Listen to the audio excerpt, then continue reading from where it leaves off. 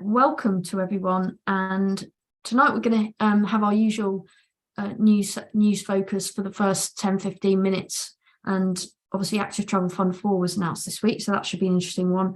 And then we're delighted to be joined by Duncan Dollimore, who is the head of campaigns for Cycling UK, and Duncan will talk to us a bit about Cycling UK's campaign priorities at the moment, but also the Campaign Advocacy Network, which is an important part of what Cycling UK are doing. So that's what we're going to do tonight, and hopefully, I don't know who would like to kick us off in the news roundup, but that's what we'll move into now. Ben was straight in there with this from Bedford, so over to you, Ben. Yeah, Bedford Borough Council, Bedford Town Deal Board have within the last week, I think, approved a number of schemes in Bedford that include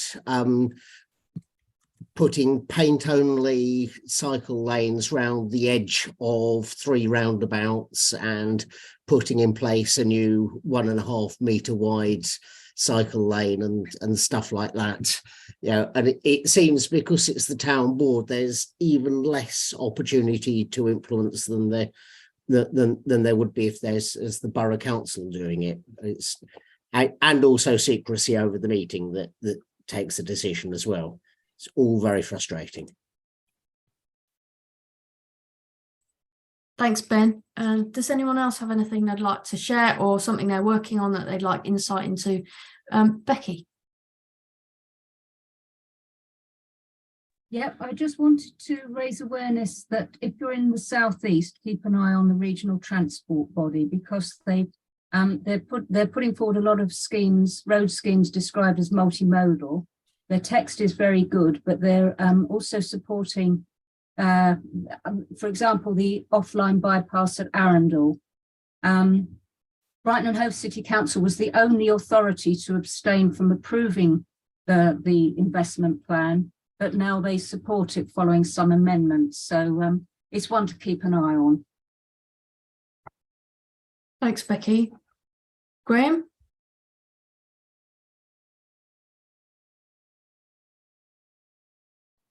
Graham in Oxford? Graham in Oxford is here. Apologies, I had a mouthful. Where do I find decent advice on whether mini roundabouts are ever acceptable? That's my question.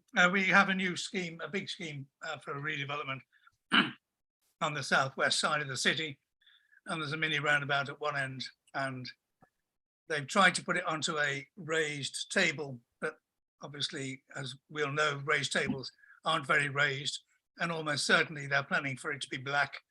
So it seems to me that it isn't particularly supportive of cycling. Thank you. Thanks, Graham. So a mini roundabouts shout out there. If anyone can help Graham with a bit of insight on those, that would be good.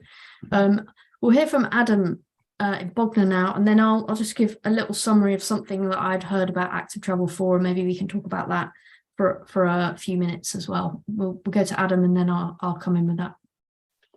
Okay, thanks very much. I just want to flag up something that I've seen circulating on social media, both Facebook groups and also on the Nextdoor app. It's rather insidious. Different people, some have been established members, others have been clearly new accounts deliberately set up. They're circulating different infographics, but basically it's just flagging up the proposals for Oxford's 15-minute neighbourhoods. And then there's a whole rant with various things talking about, oh, it's George Orwell, cameras everywhere, affecting our freedom of movement. Climate change is a joke. And it's just a whole lot of insidious stuff, which of course most people, they just look at that and think, oh yeah, it is dreadful. The councils are imposing these things totally without the wishes of the residents. And there seems to be this, very insidious black ops operation starting up against these sort of concepts in the 15-minute cities. And I think we've got to really start planning ahead how to get decent answers to overcome those objections. Thank you, Adam. I think it's a good point. Often crops up. We've invited someone to talk on here in a month or two's time about disinformation, which should be quite an interesting one. But I think this crops up a lot. So is anyone trying to come in on this particular point rather than raising a new one? Simon is. So Simon, do you want to come in on this point? Thanks, Adam. I apologies, I've come in very late, but just I would counsel as ever that actually putting forward a progressive point of view and a progressive set of approaches is far more important, and doing it ideally face to face or in person is far more important, and door to door, etc., is far more important than countering the endless myth making and lies of extreme right-wing bad faith actors, etc. You can spend all your time trying to deal with myths, half-truths, cherry-pick data, the new myth, the next lie, the whatever, and all you do is end up fighting trolls. And as I think several people have periodically said in various different metaphors, it's like playing chess with a pigeon or whatever. The pigeon does doo-doo all over the chessboard and then thinks it's won, and you end up with a very bad game of chess. So don't do it. They just opt out of all that stuff and focus on the huge amount of people out there who have never even heard. Time and time again we do door to door here in London, and people who have got a filter on their street, it has gone in 3 months ago, and they're like, oh yeah, that thing, oh yeah, I think I noticed that thing. So focus on those people. The people who are too busy to worry about what the Telegraph says or worry about whatever it says is, I think, vital. Am I right, Duncan, that you're going to touch on this in your presentation, or do you want to come in and speak to it now? Do it very brief in 30 seconds now, just to say I completely agree with what Simon said. There's actually quite a lot of research on this. Save the Children did a huge piece of work on this some years ago. Campaigners got themselves in a knot a few years ago that they had to produce a Mythbuster document to counter the myths. And the evidence shows all that does is reinforce the myth. People hear the myth first, not the buster. So when you do the Mythbuster about cyclists and road tax, they just hear the myth. And the people you're trying to convince are actually not convinced by it because they've heard the first bit, and you need to turn it around. It's the famous story of Nixon saying, "I'm not a criminal." And the only thing people remembered was him talking about being a criminal. And so actually it's the positive message and turning those things around rather than the desire we all have to actually counter the myth, which is an instinctive one we have. But Simon's completely right. The evidence shows it's not the right way to deal with it. Thanks, Duncan. And I was going to add just on that. Does anyone who has their hand up want to come in on this point, or do you have a new point?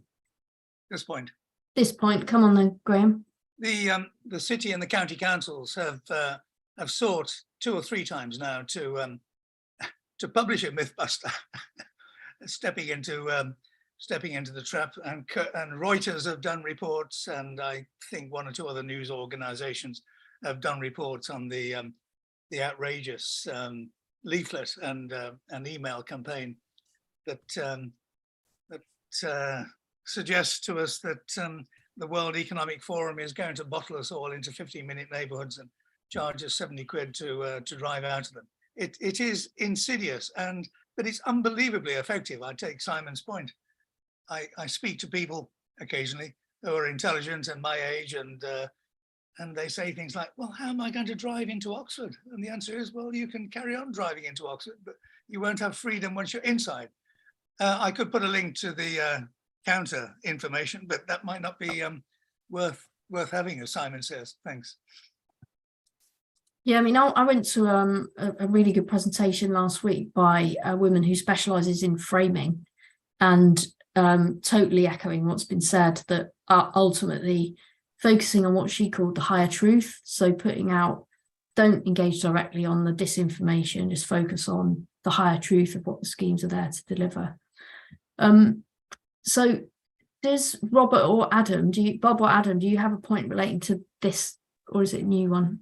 Yeah, I have, which is specifically in Bath, one of those organisations held a big event last week here, specifically against livable neighbourhoods, and it's one of those things where they were demanding that councillors attend, and with an election coming up, it's been leveraged locally by by the Tories and opposing all livable neighbourhoods.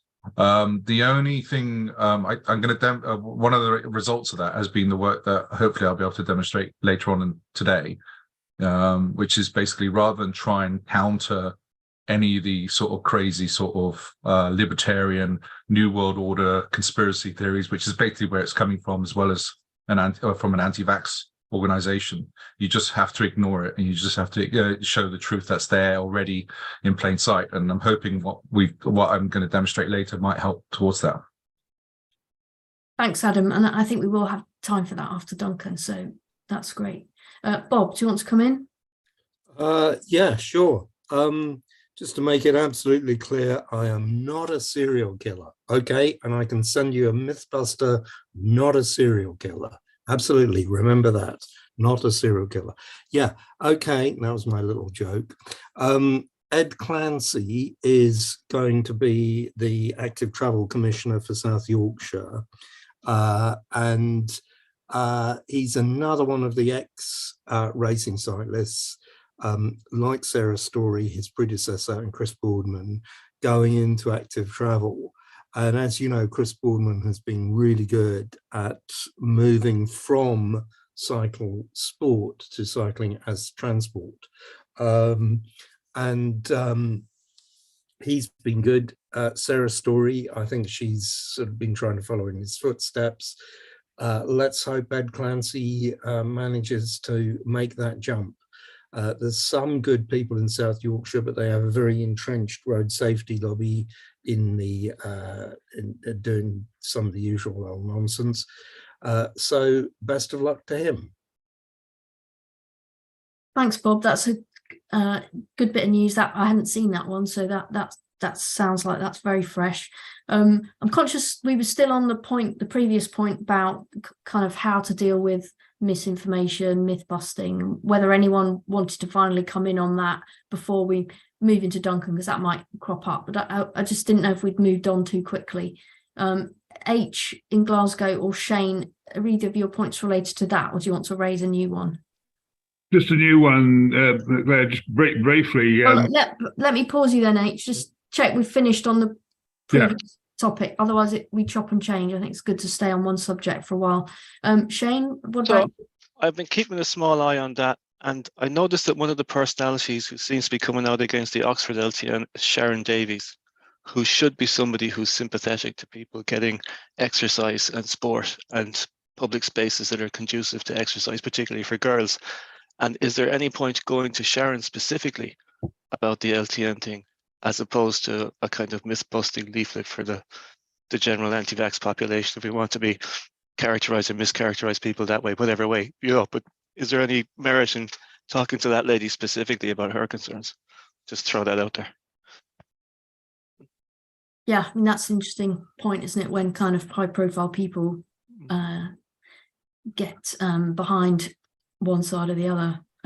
That's a good point. Be good if anyone's got any thoughts on that. And Tim, are you coming in on this point about I'm a university professor with a lot of experience around social media and activism, and I broadly agree with what people are saying, but equally you cannot concede the space, and the question is, how are these more positive messages planted? Because it is easy for other alternative spaces, even within Twitter or Nextdoor, to start to be created. So it is quite a difficult challenge about how you do actually engage.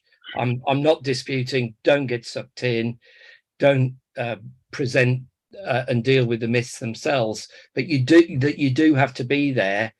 And I'm very active on Twitter in trying to find the right path through. So I just wanted to contribute that. do you study this, Tim, as part of your academic research? I worked in the Arab region for many years on projects in what was called the Arab Spring, trying to fight totalitarianism. So I've actually worked in quite extremes. It might surprise you that most of the ideas that we developed came out of looking at taste making in communities around popular music as well. So there's quite a lot to learn from other areas. Anyway, I contribute that. Gosh, thanks, Tim. Sounds really, really interesting work. Maybe we need to have a special session on this with you in there as a speaker. So Simon, did you want to come in on this discussion before we move on to other points? We'll make this the last point and then we'll move on. Yeah, sorry to come in again. I'll shut up very shortly. Just to say, we've seen across London and we see across the UK, like when you get people who have large followings and are already starting to go a bit anti, what happens when you challenge them? What happens when you fight them, etc.? It's not a good look, We've seen MPs who've gone more and more further down the rabbit hole. We've seen celebrities do exactly the same. Generally speaking, people, when they're challenged, particularly by relatively faceless other people on social media, it doesn't result in them having a road to Damascus conversion and suddenly going, oh yeah, I get it now, of course, I'm the idiot. Instead, they just double down on everything. So my general approach is, if you're dealing with, particularly with people with high social media accounts, people who are like quite powerful in institutions or whatever, do it personally, do it one-to-one, do it way off social media. Don't think that you going at, Rupert Huck or Sharon Davies or whoever on social media will result in a generally good outcome for the campaigning you're doing. Thanks, Simon. Right, I'm going to finish up on that, and then I do want to raise a couple of points related to Active Travel Fund 4, but I'll let H in first because he's been waiting for a while. H. Yeah, well, I was just going, it ties in with the 15-minute neighbourhoods, but it's something I want to see if we can get something going with. Is in a couple of months' time, we'll have LEZs in 4 Scottish cities, and people will have to pay to come into the city. That's going to cause a lot of problems because there's not the supply of electric cars, there's not the supply of compliant cars, and it's a golden opportunity when you have a brick wall change like that people will have to start thinking about active travel, coming in on the coach, bringing a bike in the car, and then parking outside the town and cycling the last 2 or 3 miles. So I don't know whether anybody else has got this low emission zone stuff. I think London's hitting it with the ultra low emission zone, and everybody in Bromley's complaining. That's another thing they need a special session on, probably. Thanks, H. Right, so I'll just move into for the last couple of minutes of this section, talking about Active Travel Fund 4, and obviously that was out this week. I think some people might have more information, or they might want to come in with questions, but in terms of what I'd managed to find out about the criteria, I thought I'd flag 2 interesting things. One was that in terms of this fund, apparently it's focused on shifting short journeys from driving to walking and cycling or wheeling, and that having to be data led. So I think that's been there in previous fund criteria, but that specific thing around moving journeys from one mode to another. And then the other one that hasn't necessarily been there before was around targeting, not exclusively, I don't think, but perhaps schemes which do this might get more favourably looked at, but areas of high levels of deprivation under the official, index of multiple deprivation scores. So that's a little summary of what I know about Active Travel Fund 4, and I think it's interesting, isn't it? Because you can probably see this 2 ways. One way is Active Travel England have actually done brilliantly to keep hold of them, their momentum moving forward, some money given the kind of government at the moment. So you can say that actually this is good news because it's although perhaps a small amount of money by comparison, it's still moving forward. The other way of looking at it is that, well, 200 million is not going to go anywhere. So discuss. Does anyone else have any insight, first of all, on Active Travel Fund 4, or opinions are fine too? Adam?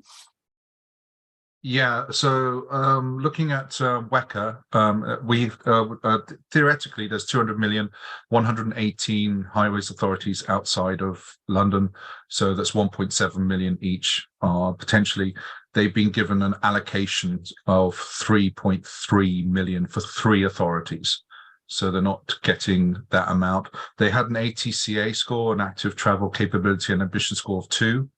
But they also had access or been given CRSTS money. So so there's basically lots of information being gleaned from various different sources. This is coming from the Bristol Cycle campaign, some of this stuff. So I don't know. It doesn't seem like I don't know how the balancing or the formulas. There's clearly a formula that's being used, but I don't know if it might be quite useful to understand how your ATCA score came into play in deciding this. Thanks, Adam. So if no one else has got anything to add on Active Travel Fund 4, maybe we do, I don't know, haven't set up a vote in advance, but maybe those who think Active Travel England have done well to keep the funds on track, and this is still good news, maybe put a thumbs up in your reaction. And those who think that actually this is a step back, put a thumb down. And let's see what people think. Got one thumb up. You know where the reaction button is, bottom of your screen. A couple of thumbs up. Any thumbs down? Can't see any thumbs down. Although, I've got one on that screen there. Yeah, there's a few thumbs. Adrian thinks thumbs down. Looks like a wow from H. Yeah, okay. So I thought that was a good way to wrap up that section, and a good time to perhaps move into bring in Duncan Dollimore to speak now. And Duncan, you might touch on some of these things in your chat, but delighted to welcome Duncan tonight. Duncan's the head of campaigns for Cycling UK. Duncan, over to you. Thanks very much, Claire, and hello everyone. For any who don't know me, I'm Duncan Dollimore. I'm head of campaigns at Cycling UK. I was asked to speak a little bit about what's called the Cycle Advocacy Network. But before I do that, just to deal very briefly with Active Travel Fund 4, I was on a call yesterday where we were promised various information, including the guidance that's been given to local authorities in respect of what they can bid for and what will now be considered. We still don't have that, but I anticipate we will have that in the next couple of days. So I am planning to write something about this in more detail in the next couple of days. But at the minute, I have to say, we're a bit confused about some bits of the scheme, which is why we haven't really said much, because I think the devil will be in the detail. So that's just a brief update on ATF4. I didn't jump in before because I don't really know much for definite yet, but we were promised some details yesterday. So hopefully that should be arriving shortly. So the main thing that I was asked to sort of speak about, I'll just share my screen in 2 seconds. We at Cycling UK started doing something a couple of years ago in relation to something called the Cycle Advocacy Network. Duncan, we haven't got your slides up. Were you anticipating us seeing them at this moment? Sorry, I was. There we go. That up now? Yeah, that's brilliant. Brilliant. Okay, so I'm not going to go through every slide that I've got in front of me, because this was something prepared for another presentation, but I just wanted to start with a couple of background bits. So Cycle Advocacy Network is supposed to be nothing more than a bit of a network for supporting campaigners. Why did we do this? Well, 7.5 years ago, I started work at CTC we transitioned to Cycling UK. And actually, to be honest, we weren't doing very much in terms of talking to local campaigners. We were doing a lot more national campaigning and lobbying. We weren't really engaging with local campaign groups. And the dialogue wasn't as great as it could be. And that was the background to me wanting to look at how we try to change this setup. I'm going to make a confession here. I was at caught a call yesterday with Active Travel England, where Danny Williams used the phrase baby steps in a different context. And to be frank, there's been some baby steps with this, because what we had before was a network of local campaigners that were called Right to Ride campaigners for CTC and Cycling UK. And that was a bit of an old-fashioned system, if I'm brutally honest. That's not to criticise the work that lots of very well-meaning people were doing, but we drifted away from them being fully involved with campaign groups. We weren't really in contact with them much. And the demographic and look of the group, and this is again not critical of any individual, it wasn't great for moving forward in terms of engaging new people, widening the group of people who are involved in trying to make change where they live, who perhaps don't think of themselves always as campaigners. And it was with that in mind that we said we needed a looser, less formal network that tried to incorporate many people. But we did start with that with our old Right to Ride representatives. And we transitioned about 65 of them in September 2000 to become local reps for Cycling UK. 2.5 years later, we've got around 300 local reps for Cycling UK, which basically goes to show that 4 out of 5 are people who've joined in the last 2.5 years. And that has meant that the age demographic has changed. It's got a bit younger, it's got a bit more inclusive, it's got a bit more vibrant, but we haven't lost some of the people who provided valiant service for many years. So the secret was to try and not throw out the baby with the bathwater when we were trying to introduce some changes. I said baby steps because they were the people who wanted to speak on behalf of Cycling UK. But the Cycle Advocacy Network was always meant to be about something far broader than that. It was meant to be about speaking up for cycling, not just speaking on our behalf. But we started with that core group because we had an internal organisational issue to address about our own representatives. But they were never the big win for the Cycle Advocacy Network, because the Cycle Advocacy Network was meant to be about getting communities more involved and supporting others to campaign, not everybody doing it in our name or on behalf of us. But we started with that small cohort that were more closely attached to us. The big wins involve getting more involved with local campaign groups and local campaigners and putting out there tools, resources and information which may be of assistance to some of them. I say may because there's many people on this call who don't need much assistance, if any, from us, and campaign groups that are very established. They don't need to feel owned or managed by anybody. But one of my colleagues working in Belfast has been very busy in the last couple of months just working with local people who are wanting to start up a new campaign group. And he's been working to try and facilitate that, nudge people, give them some help to set it up, to free them to then move forward with it. So that's very much how we see the Cycle Advocacy Network, not about Cycling UK owning anything or controlling. It's about trying to provide things which we hope will be of assistance to other people. So that's a bit of the history of what the background to this was. It's been much tougher than I thought it would be, because sometimes turning a ship around is, and I think historically there was a bit of a feeling at Cycling UK that we had to be involved directly with these things. And there's a bit of a culture shift away from a completely relaxed attitude to we're not trying to have something that's linked directly to us all the time. This is about putting tools and information out there and seeing where we can be of assistance. So what we do now quite a lot of is working to provide various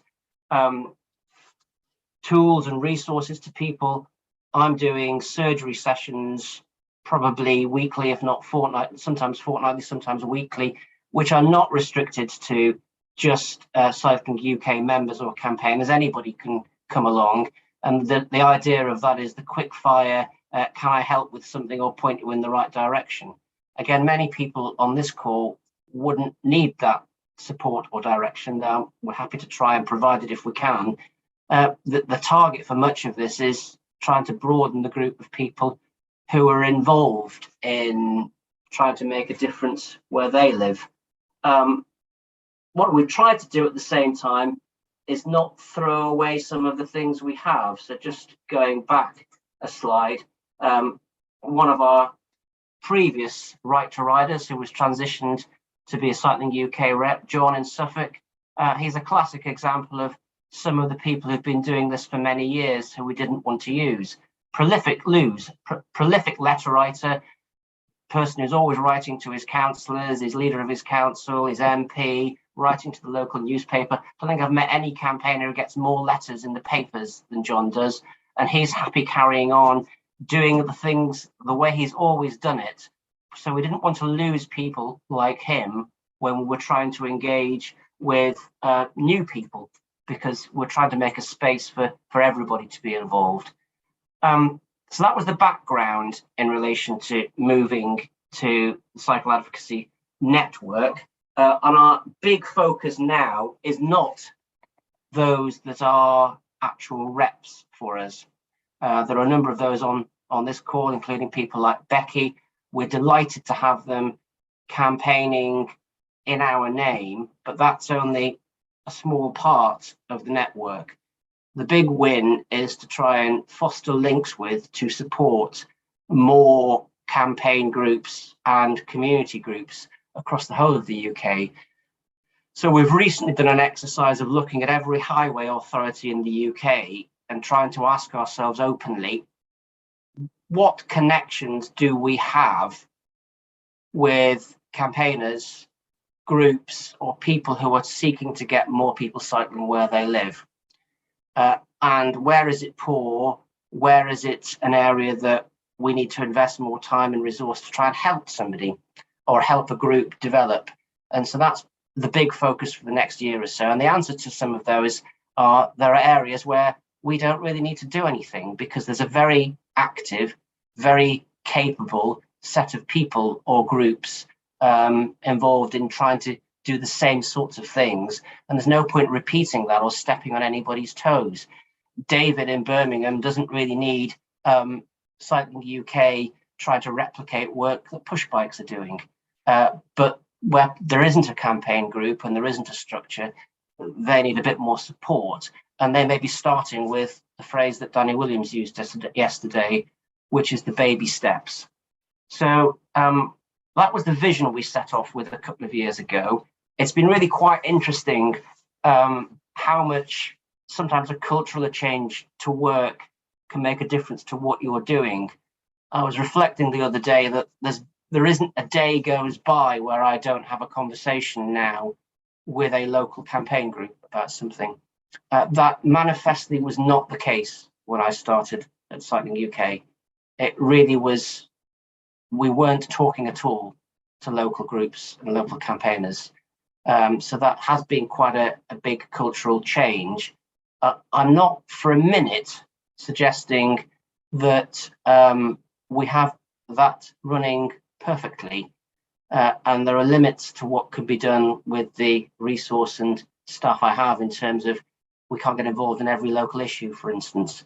But it's been a very interesting change, the focus of our work and the percentage of our time that's shifted to local engagement as opposed to national lobbying and campaigning.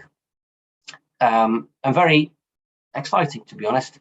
And it's where the biggest wins are, because there's only so much that you can do in terms of national influencing. And in truth, it sounds a bit odd when we're talking about 200 million going into active travel fund 4 in England, when we know how much is being spent on road building and other schemes, and we all know it's not enough. But if we just took a sanity check across certainly England, Scotland and Wales, I'll exclude Northern Ireland for the minute, but across those three nations, national policies towards active travel are better than they have been in the past. That's undoubtedly true. And the national level of funding is higher than it's been in the past. So although there's lots to do in terms of influencing national policy still and national funding, I'm not shying away from that. There are huge issues in terms of local delivery of networks if we're to avoid a situation where active travel is felt to be something that is a thing in some big cities and a few stellar local authorities and is widened to a broader base across the country. So that's a whistle-stop tour through of what we're doing, some of the tools that we offer, including lots of toolkits and guides. We're running lots of virtual gatherings, training sessions, etc. So please feel free to check out the Cycling UK CAN webpage if you're interested in any of those. We're trying to signpost, and again, it's all welcome to all of those. And there's the access to things we say about things, our old-fashioned views and policies. I say old-fashioned because there's a bit of a shift from getting too bogged down in the policy detail to trying to get involved in how we influence hearts and minds a little bit. And that really goes back to some of the conversations at the start about some of the conversations about LTNs, the reaction to them, what people think about them. And there is a real exercise that's needed there in winning hearts and minds.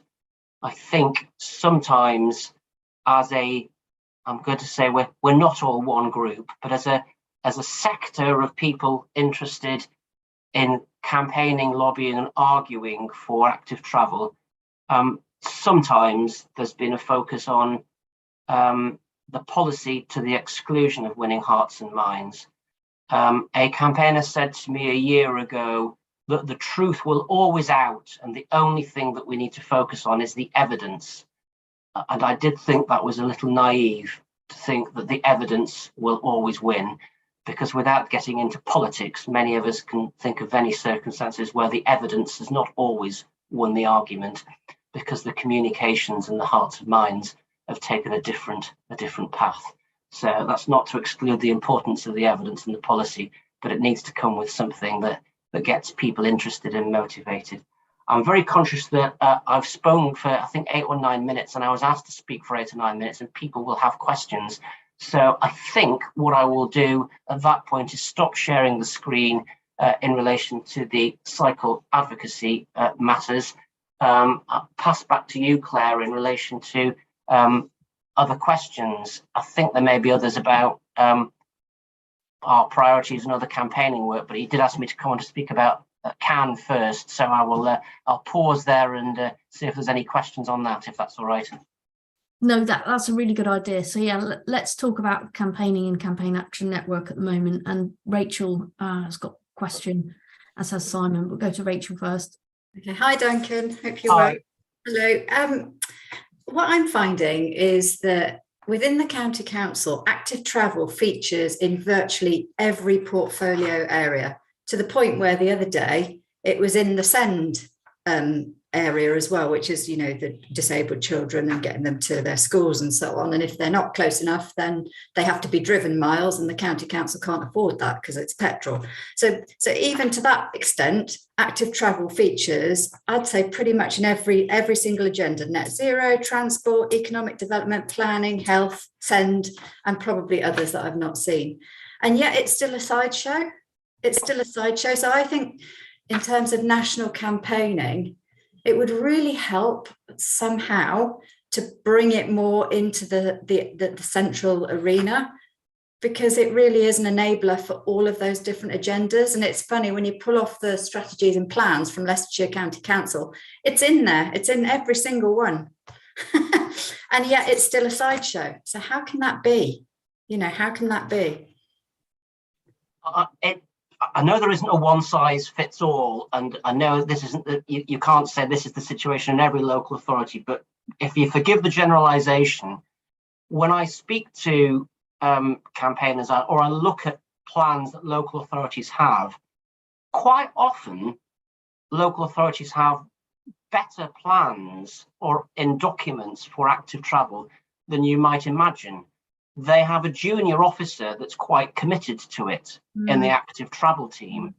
They have people that get this at a junior to mid level in the local authority. And some policy statements and documents are pretty good, if not perfect. It's one of the reasons why I think it's important for campaigners not to try and sometimes shoot the messenger, namely the active travel officer who's trying to deliver something. But all too often they fall apart at senior level because they're not in the overarching plans of the local authority. So they're not in the strategy plans that the cabinet come up with.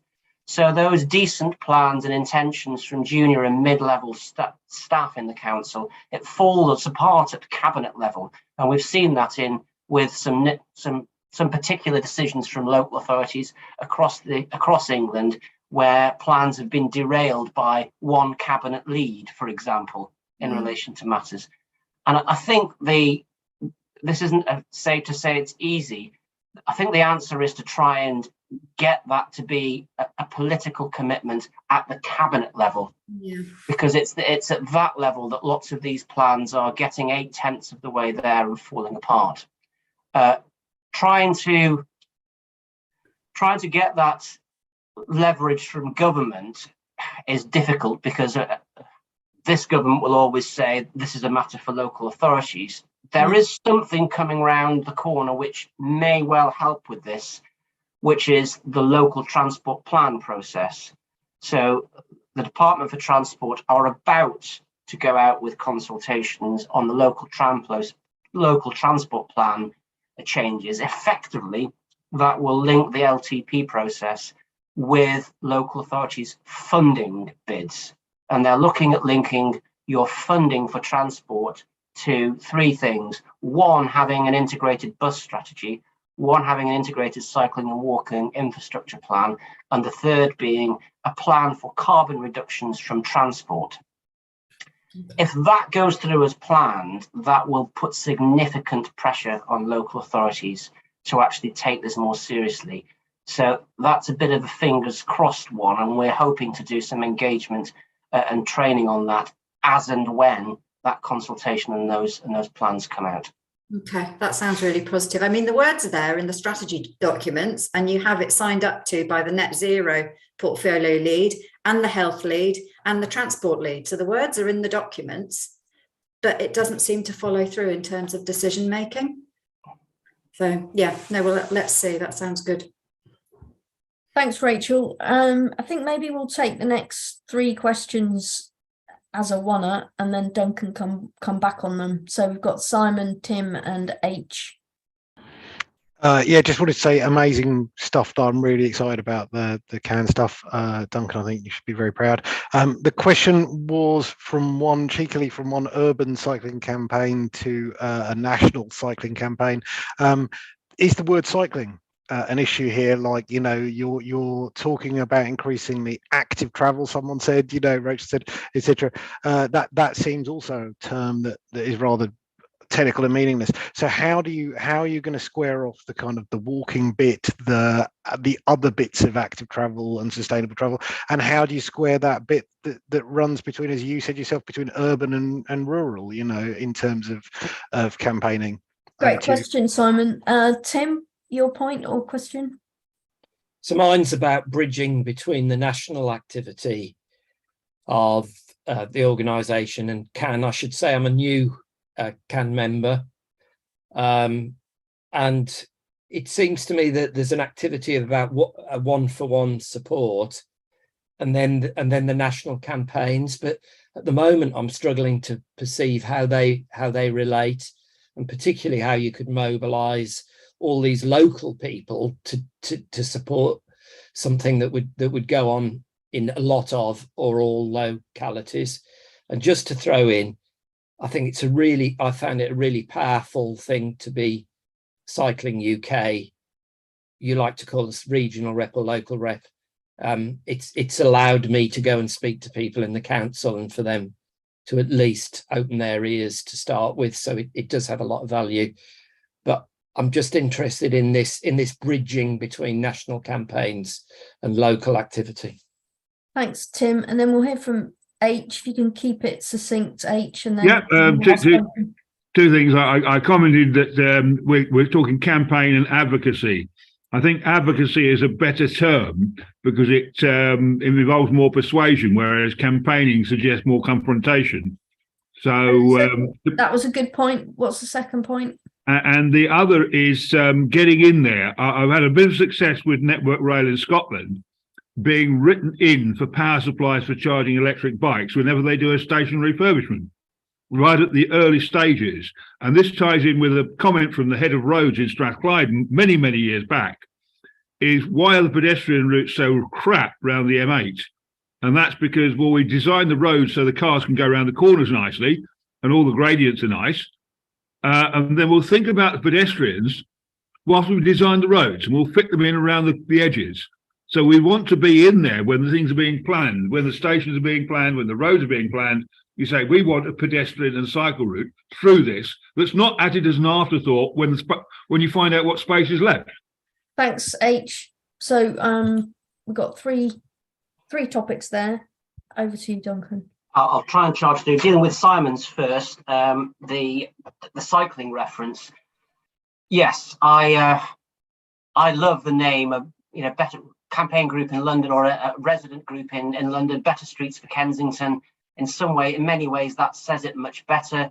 There have been other groups that have similarly branded themselves, and they've brought together the cycling and walking and community interests better. And I think that works. I think that works for local groups. We've had this conversation in the local campaign group that I'm involved with, Tunbridge Wells Bicycle User Group, in terms of what we call the group, because we're talking about bicycles and cycling. In terms of a local group, I think there is an advantage sometimes of moving away from the word cycling. I think that's difficult, Simon, for groups like ourselves, London Cycling Campaign and Cycling UK, when we have a membership, and the reality is we have a membership at Cycling UK that funds lots of our core work, and they join a cycling organisation.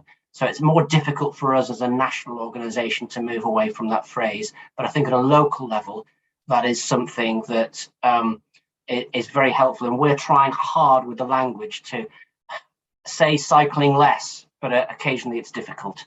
So that was the point on that. On Tim's point, bridging, bit of a tangential answer, because I was going to come back to some of our sort of national campaigning plans at a later point, but it's appropriate to do it now. I think that the answer to that is to try and have themes, and to pick up Dave's point, H's point, about advocacy. I think that's a fair point. The theme, or the advocacy theme, is about a particular issue. And one advocacy theme that we've not talked about enough at Cycling UK, and lots of groups have been the same, is actually the need for motor traffic reduction or demand management. And that brings in a whole host of issues in terms of zones, potentially road pricing, road user charging. And a lot of organisations have shied away from talking about it because it's difficult. I mean, to be frank, when we start talking about this at Cycling UK, not all of our members are going to be on the same page as us on this issue. And so it's a tricky one to do, but we're about to start that as one of our key planks of our advocacy themes for the next 2 years. And I think the secret there is to bridge that to what it means locally. So local groups can be, and local campaigners can be picking that up locally as to what it means in Stevenage as opposed to what it means in Penzance, because the answer won't be the same, but the theme of reducing motor traffic and having a stick as well as a carrot will remain the same, but the delivery will be different. So I think that's the answer to what we need to do, Tim. Doing it's quite difficult, but that's what we're going to be trying to do in over the coming year and the next 2 years. And Dave, yes, the the advocacy word, actually you take the words out of my mouth. We've just been having conversations here about how we need to stop talking as much about campaigning as an advocacy theme within which there will occasionally be specific campaigns. So if I just give you an example, you know, we've been talking about road justice and road safety issues for donkey's years. It's not always a new campaign. It's a theme that we've talked about for many years. There may occasionally be a new engaging action where we're getting people to focus on a particular thing. But yes, the advocacy is the long-term thing that we're talking about. And designing in, you're entirely right, Dave. We are currently trying to secure support for amendments to clauses in the Levelling Up and Regeneration Bill on planning in England. You can probably tell from the tone of my answer to that we're not having a great deal of success at the current time. But if you only campaigned when you were successful, you'd probably give up fairly early. We're still plugging away. And part of that is to try and get get active travel designed in at the outset, and particularly in two-tier local authorities in England, to get the planning authority that doesn't have highways responsibility to engage better with the highways authority top-tier council in relation to what their plans are and design things in at the planning stage. But that is proving quite difficult because there's so much in the Levelling Up bill as well. So we're not getting that as being highlighted as one of the main issues, but we are endeavouring to do it because you're right. Otherwise, you end up trying to retrofit something that's not working from the start. Thanks, Duncan. I think, Chris, your question might be about the Cycle Advocacy Network, but what I think we'll do in the last few minutes before 6 is stay on Cycle Advocacy Network, and then Duncan, it'd be great to just hear a bit more about those national campaigning points. So if you could take a question from Chris and then myself, Duncan, that'd be great. Chris. Hey, yeah. So our campaign group looked at joining up to the Cycling Advocacy Network last year, I think it was, and we found it difficult because there were hoops that we had to jump through. I think it's the easiest way of saying it. But I've looked on the map now, and it doesn't seem to be there's any way of having actual local campaign groups. It's just all individuals. Is that something that can be included? And the other thing I was going to mention is that we have a active travel partnership with the local authority that we attend meetings with as a group. And it's the cabinet member who should be representing active travel who never turns up to it. So how do we go about that? Because we're never going to have an influence if he's never there. The first one, the groups, we've sort of fixed that very recently. We had a historic system whereby our groups were member groups of Cycling UK. And to be honest, some people want to be involved in campaigning or advocacy. They're in a different place. So we've got an arrangement on CAN now where a group can simply be a partner group.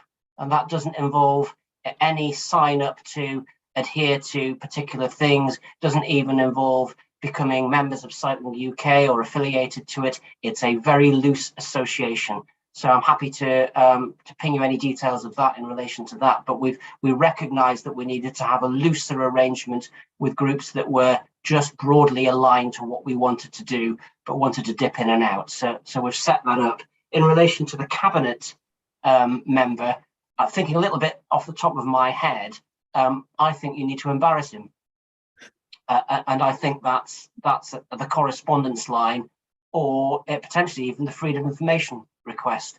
So just to put that in perspective, I was talking with my colleague in Northern Ireland this morning who told me that nobody from the Department for Infrastructure in Northern Ireland has attended one of the cross-party cycling and walking groups in over 18 months. And so the answer to that is put that in writing, make a request in relation to it, do a freedom of information request in relation to their attendance, and get that something that they're almost publicly embarrassed about. So I think you need to be putting that in writing as to why he or she can't attend and when he or she intends to attend the next meeting. I think that's the route I'd be looking at going down there. Nice one, Duncan. Ruth? Thanks, Duncan. Great to hear. We had a great example last week of Lambeth with their curbside strategy, and Rosina Chowdhury, who spoke, did very well, and obviously her council leader is very on side, and therefore it's going through. But there are many other councils who don't have such a positive council leader. Even my own, I put it in the chat, the one who signed off on all the stuff then had to stand down for ill health, and the one who's replaced him is a motorhead. I mean, he just drives absolutely everywhere. And although he's very nice and listens, if we hadn't got what we got in, we probably wouldn't get it.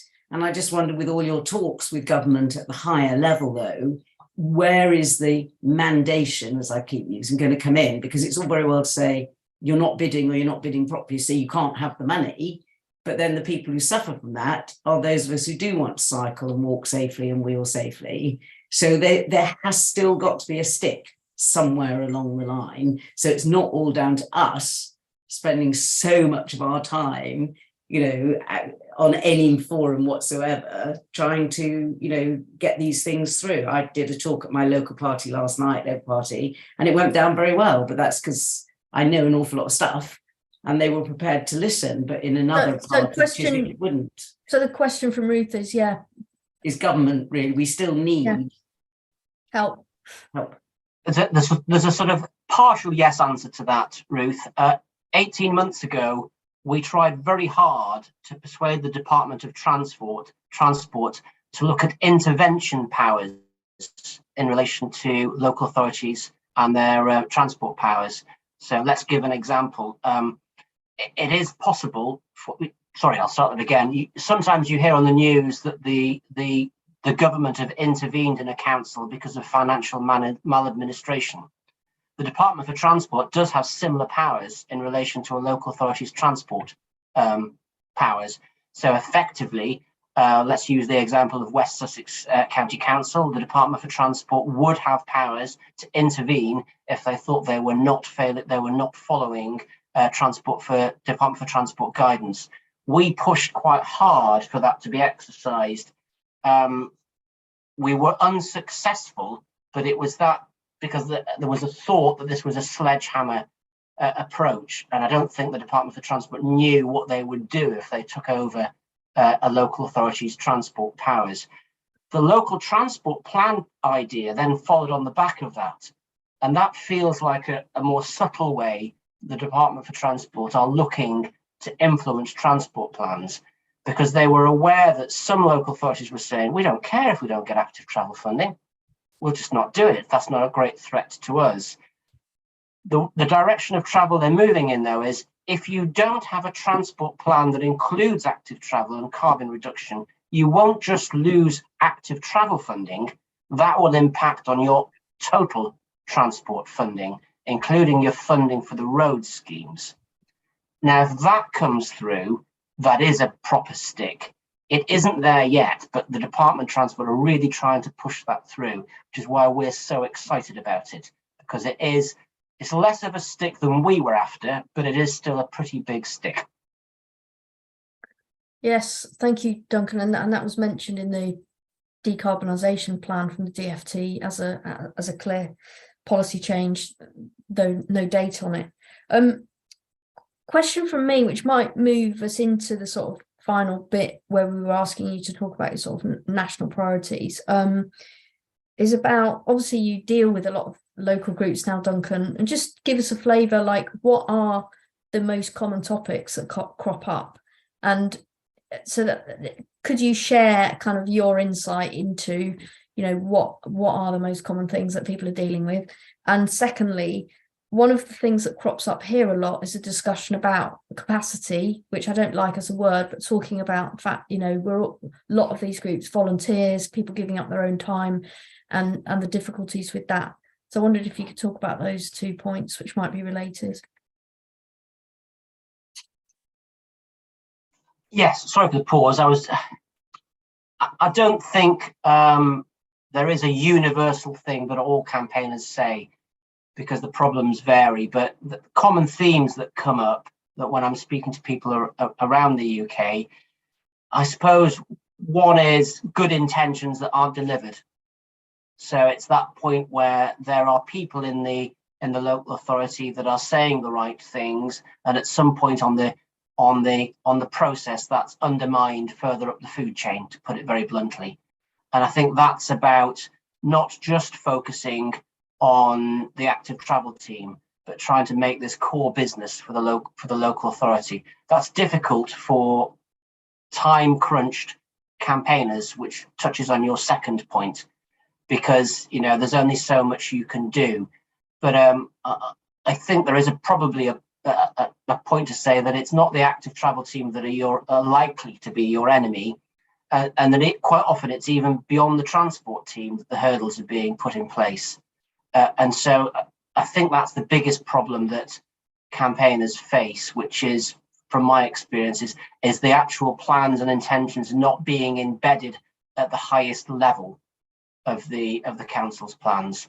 I think that's probably the issue. In terms of the time crunch campaigner and I suppose maintaining motivation in relation to it, there's a lovely phrase that my colleague Roger Geffen came up with in the 90s. He's quoted in a book about this when he was protesting at the road building stuff at Twyford Down.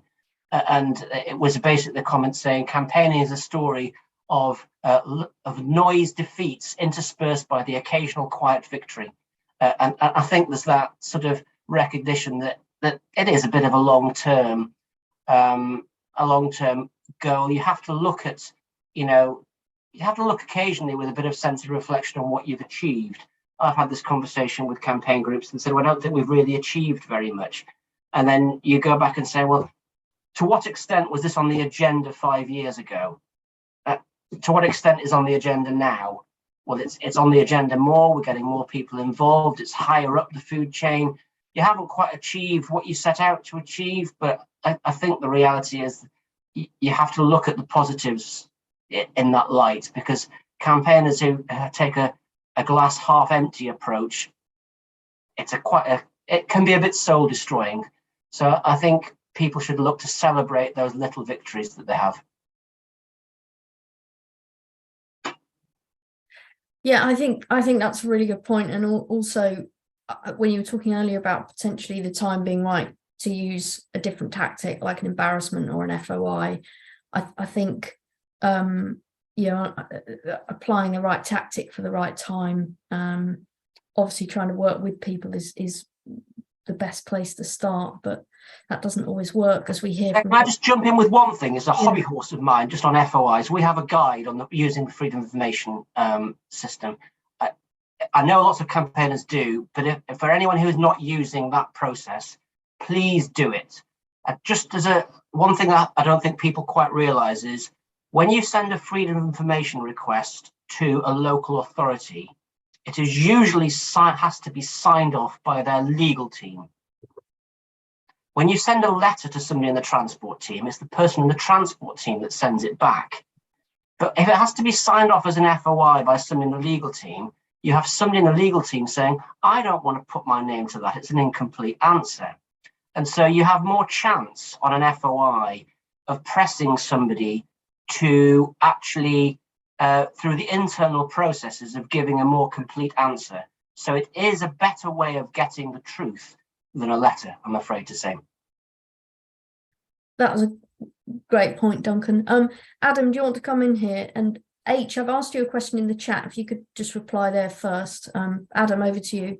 Yeah, with the levelling up bill coming in, the metro areas will have become effectively highways authorities in all but name, because they can tell other highways authorities. So is there a difference in approach that we should be taking there? Because it's not so much then about, particularly for A roads, it's not really going to be about talking to the local authority. It will be much more, is there anything that Cycling UK are looking at focusing in that area? I'm aware of the issue, Adam. I don't have a neat answer for you, I'm afraid, because we're not quite sure the extent to which the metro mayors will use those powers, and I think that might differ between particular metro mayoral regions. There was for those that aren't completely aware of the topic, there was a huge range of difference of opinion when the DFT went out to consult on this. There's definitely greater appetite by some metro mayors to force the local authorities to go down a particular route than there is with others. So it's quite difficult to know how this one's going to pan out. So sorry to be evasive, Adam, but I really don't know at this stage. But I'm alive to the issue. I'm alive to the problem, but I haven't got an answer on it yet. Thank you. Right, we've got a couple of minutes to go. Duncan, do you want to finish on any more of the just headlines from your sort of national priorities? Yeah, I'll try and keep it brief, and I'll throw it out as a bit of a question, not necessarily for answers on a postcard now, but just for thoughts if anybody wants to feed back. I mentioned that we are going to be entering the world a bit more publicly of talking about what I'll call motor traffic reduction. That's a very clunky title, and I don't imagine we're going to have a campaign page on our website that says motor traffic reduction and demand management. We're having to work out a way to comms that and start conversations. And so thoughts about how we do that in a palatable way and engage politicians, the public and supporters on that, very welcome to receive them. That links to another major strand of our advocacy work as opposed to campaigning. We are conscious that there is a general election coming round.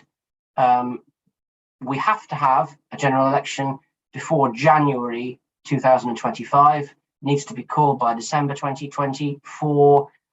The pundits are talking about a May 24 election. It could be delayed, but if it's a May 24 election, the parties will be putting their manifestos together leading up to and at the party conference season this October. We will be this year attending all the party conferences, and we're about to start a period of work in terms of attempting to influence party manifestos. So a bit of a change of some of the emphasis of our lobbying. We're going to be lobbying as much for the opposition manifesto commitments as we are to change the current government's position in the course of the coming 18 months.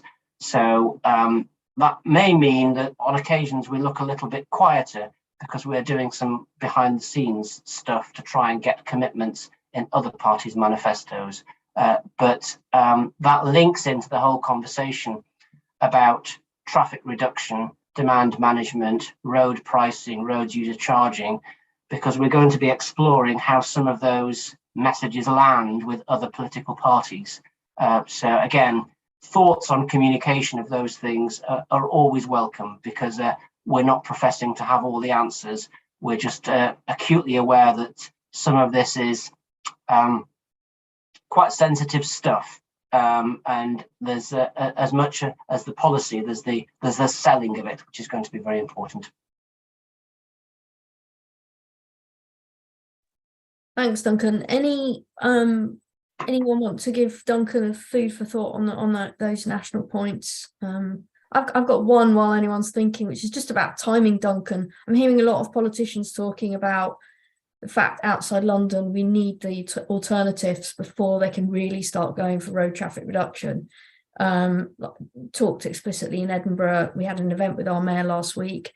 So I just wonder if you're wise to that, if you see that as an issue, like it's about when this stuff gets pushed as opposed to whether they're up for it. It's like we need to kind of introduce an element of when. In an ideal world, we would have this stick being introduced when all the alternative transport models were there and the public transport had increased and everything else was sorted. So that would be ideal. I don't think we are in an ideal world. So, the reality is Sadiq Khan is being pretty bold on this stuff in London. And he's doing that before he's fixed everything else with public transport, before he's got all the alternatives in place. And I think he's being incredibly brave with that. And it's going to cause him some problems, I'm sure, but he's going ahead with it. So yes, I think the answer is it would be better if it was all in there. If the options were there at the same time, that's better and preferable. And we need to push for those with others like the Campaign for Better Transport but I don't think we can wait. I don't think we can say we do nothing until we've fixed everything else. That's a recipe for inaction. And the timescales, as everybody knows, they don't really lend themselves to that, I don't think. Great, right. Well, we've got 1 minute left. So Simon and then Graham. And keep it quick, please, guys. I think I'm going to come back to the rural versus urban thing. You know, I'm really conscious of the number of cars that come into London every day from outside London. Sadiq had a charge potentially for that. You know, what are other cities going to do about that? But I think cracking rural active travel now has to be a massive issue. And I think the other thing is coherence. You know, so many of the parties are now incoherent on this stuff. Good luck. Is what I was going to say as well. Graham. Yeah, the thing about road traffic reduction, I quite agree. It's a big bite. But if Oxfordshire is anything like the rest of the country outside of London, we still are producing what are effectively design bulletin 32 new housing layouts, which are separated from the road, and which we know result in maximising the use of cars. We've got 10 seconds to go, Graham, but speed it up. Manual for Streets is about connectivity. Look at Manual for Streets, learn your DB32. Thank you, Graham. Brilliant. So any final word before we go, Duncan? Otherwise we will very quickly on the rural point. I completely agree with Simon, and I think we just need to remember this isn't just rural as in the most rural parts of Northumberland. My partner works in Sevenoaks. There's great disquiet in Sevenoaks Council about the Sadiq Khan's plans in relation to the ULEZ, because there are people travelling from rural areas of Kent into Greater London, and they're actually not that far out of the capital. So it isn't just it would be better to say non-city and non-metropolitan, because it's not just the most remote pockets. It's areas like that we need to crack it there. Well, fantastic. Thanks, everyone. We could have gone on longer, but we can't. So we're going to finish there. And brilliant, Duncan. We'd love to perhaps, hear periodically from you. Thank you, everyone, for joining. Sorry for those who perhaps, wanted to come in and didn't have time. There's always the chat. Next week, I'm delighted to say we're going to be talking about how to engage, how to make sure that we build in the perspective of young people and children in transport and placemaking. We're hearing from the architect Dinah Bornat, who has got a lot of experience with it. How do you bring young people and children's perspectives into those arenas? So I'm really excited about that. Thank you, everyone, for coming. Look out for our email reminder, and see you next time.